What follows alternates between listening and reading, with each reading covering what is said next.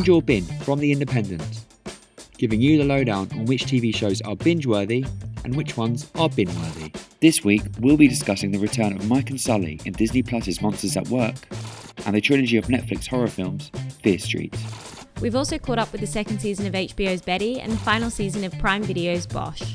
And we'll introduce you to our picks of hidden gems we think you should be watching. Hey Jacob. Hi Annabel, how you doing? Yeah, not bad, thanks. So, let's talk TV. You've been watching Monsters at Work? I have been watching Monsters at Work, and I'm thrilled to say I have been because I absolutely love Monsters Inc., which is it's a sequel to that film, which was released 20 years ago this month, by the way, which is insane to me. I think Monsters Inc. is the best Pixar film, and I will be taking no questions at this time. For anyone who loves that film even just a little bit, Monsters at Work is well worth your time. It's the first Pixar show that Disney Plus are doing. They've got another one about Buzz Lightyear that's coming out at some point in the future, and if Monsters at Work is anything to go by, these are just as good as the films. They're not skimping because it's a TV show. Pete Docter, who directed Monsters Inc., is back for this one alongside a long-time Disney storyboard artist called Bob Scanaway, who executive produces the whole thing as well. The whole thing is lovingly crafted, you know. The world of Monstropolis is revisited once again. I'm really thrilled that we get to see the fallout of the events at the end of Monsters Inc. Obviously, the world that exists in Monstropolis is fueled by children's screams. But at the end of that film, they changed that so it's now fueled by children's laughter, which actually plunges a lot of the scaring superstars that we know from the first film into like an existential crisis, which is obviously really funny to watch. You're no longer hiring scarers? Scarers are out. Jokesters are in. Is this a joke? If you're thinking that it's going to be the Sully and Mike show like Monsters Inc. is, and Monsters University, which was a prequel released in 2013, you might be a tiny bit disappointed. They are in this show a lot, obviously voiced by the just ever reliable John Goodman and Billy Crystal, and their scenes just sizzle like you'd expect. But this is a chance for a new generation to watch a new series of characters as well, and there's some voiced by Henry Winkler. You've got one voiced by Ben Feldman, who you might know from Mad Men, and one voiced by Mindy Kaling from The Office. And yes, you do get the return of the raspy voiced Roz Slug, voiced by Bob Peterson, as well as her equally as raspy voiced sister Rose. They just delivered the new kids had an ID. So, I feel like I already know the answer, but is it a binge or a bin? It's a total binge, and what an easy binge it is. Welcome to Monsters Incorporated. So Annabelle, tell us, you've been watching the new season of Betty. I have. So the second season is available to watch on Now TV, and it's a 6-part series which continues on from the events of season 1, which are essentially about a young, all-female skateboarding group in New York City. And they kind of navigate adulthood and also the very male-dominated space of skating in the city.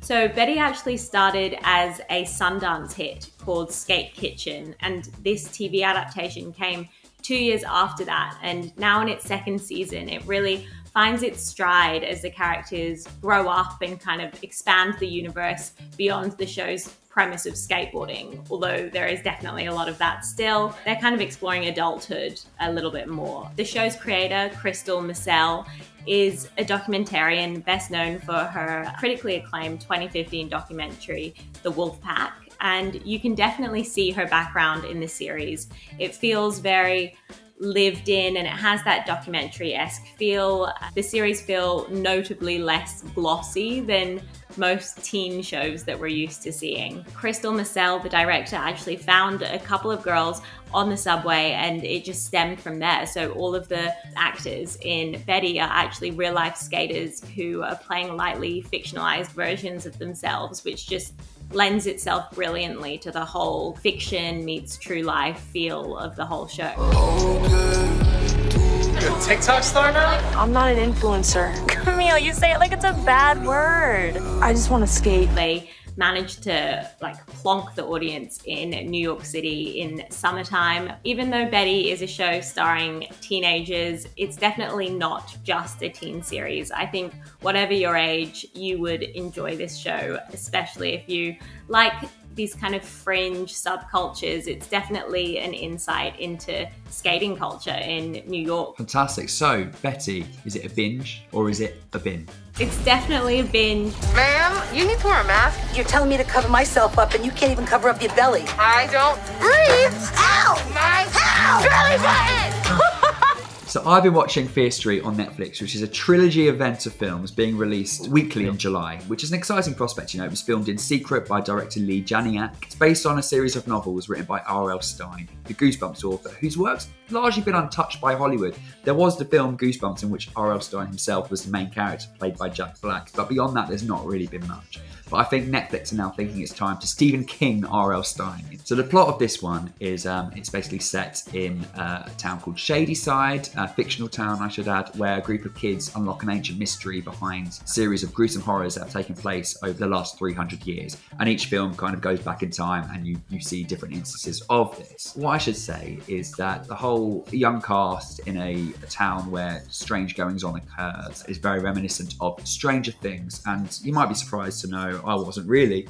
that Lee Janiak is actually married to Ross Duffer, who is a co-creator of Stranger Things. Kind of slasher vibes is very reminiscent of American Horror Story. It's doing what Fear Street is trying to do a lot better. Don't be fooled by the young cast. This is an adult film. It's very violent, it's quite spooky, and it has some sex scenes in it, which might surprise you. The only thing I'm fearful of is that young kids will watch this and this will be their touchstone of horror, because there are so many better things out there. Hello? Still alive. Who is this? It's happening again. So if you look at the credits, there's people like Sadie Sink from Stranger Things, like you mentioned, and Gillian Jacobs from Community. Do they kind of get a chance to shine? The two you mentioned do get a chance to shine, especially Sadie Sink. She's so great in Stranger Things, and she's really good here. And Gillian Jacobs is great, but she's not in it as much as Netflix probably want you to believe she's in it. It felt like they were throwing a lot of things at the wall, but weren't really doing that with any care at all. So the whole thing felt slapdash. So that's a pretty damning verdict, but is it a binge or a bin? It's a blood-soaked bin. You were the only person who survived. How do we end this? You have to go back to where it all started. So the bad news is that we've arrived at the 7th and final season of Bosch. But the good news is that it is a suitably great end to a great show. For those who don't know, Bosch is a long-running police procedural series that's an adaptation of Michael Connelly's Harry Bosch series. In some respects, Bosch is your usual tormented detective character, but I think as the seasons went on, it became really clear that there was so much more depth to him than is customary for a show like this. I think a large part of that is owing to his connection with Los Angeles, kind of the tricky politics that come into his work there. It becomes much more of an exploration of Los Angeles than just a kind of Law and Order type solve the murder one and done kind of series. What did you think, Jacob? You've also tuned in. Yeah, I love it. I think it's flown under the radar for many years now, and I think when people watch it as a complete series, they'll realise that maybe it should have got more plaudits as it went on. And I think a big part of that is thanks to Titus Welliver, who should actually be called Titan Welliver, because he is a titan of American drama. He's been in everything from Deadwood to Prison Break to The X-Files to Lost. Why do you keep the pictures? To remind me, everybody counts. Or nobody counts. It's like a pulpy James Ellroy novel on screen. We should also give word to Eric Overmyer, who is a showrunner of Bosch, and he's got a history of working on some great TV shows. He's collaborated with David Simon, the creator of The Wire, on a few shows, the 90s series Homicide: Life on the Streets, and the late naughty show Treme. He's a noted playwright as well, so the scripts really do sizzle. Yeah, well, 100% agree. It's a binge from me. What about you? Yeah, it's a binge from me. I think you should Bosch. Sorry, you don't have to use that. Still believe in a better world. So on Binge or Bin, we like to shine a light on the hidden gems you might have missed or that you've had on your list for a while but haven't yet got around to. So I'd like to talk about Princess Sid, which is a 2017 film directed by a guy called Stephen Cohn, who's actually, this is his 11th film, but his films, which includes The Mystery of Life, Harry Gamble's Birthday Party, and Black Box, haven't really got much of a following in the UK. I don't think they got released theatrically over here. It follows a young girl called Sid, who's played by Jessie Pinnock, who's fantastic in this, who moves from Colombia to live with her aunt that she doesn't really know, and she doesn't really want to get to know. Her aunt is called Miranda. She's played by Rebecca Spence, who is just fantastic. She kind of reminds me of Julianne Nicholson from Mayor of Easttown or Carrie Coon from The Leftovers. Both of them are finally getting their time in the spotlight, and I really want Rebecca Spence to get that. She was seen last in St. Francis, an indie film from last year. Out of everything I've seen her in, she's never been better than in Princess Sid.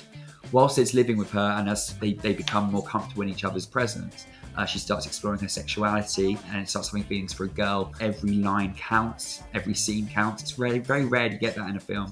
But Princess Sid really kind of knocked me sideways when I watched it. Please do check it out. We are different shapes and ways, and our happiness is unique.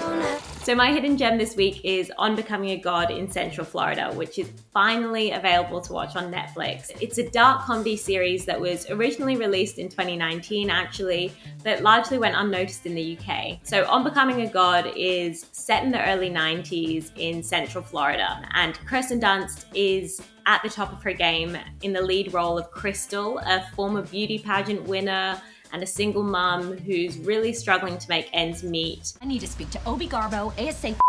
With her job at a water park. Through a bizarre twist of fate, which I won't reveal here because it is one of the best moments of the pilot episode, Crystal ends up reluctantly entangled in this company called FAM, which is essentially a pyramid scheme. And what follows is just this really intelligent, but also darkly funny comment on money and ethics and America. And I think what really makes the show is Kirsten Dunst's performance. She is just superb, and she is an actor who can so easily flit between serious and lighthearted. And then the rest of the cast is filled out by Alexander Skarsgård, who is also brilliant, and Mel Rodriguez from The Last Man on Earth. Beth Ditto also makes an appearance, and Theodore Pellerin, who was last seen actually in Boy Erased, a film starring Lucas Hedges and Nicole Kidman, which was also brilliant. Esther Spaulding serves as showrunner on the series, and she has writing credits on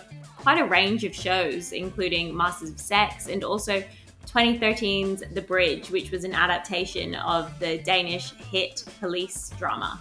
So unfortunately, after Showtime greenlit a second series in 2019, the pandemic hit, and the network decided that they weren't going to pursue a second season after all, which is such a shame. But the first season is on Netflix, and it is undeniably great. We're gonna get what we want.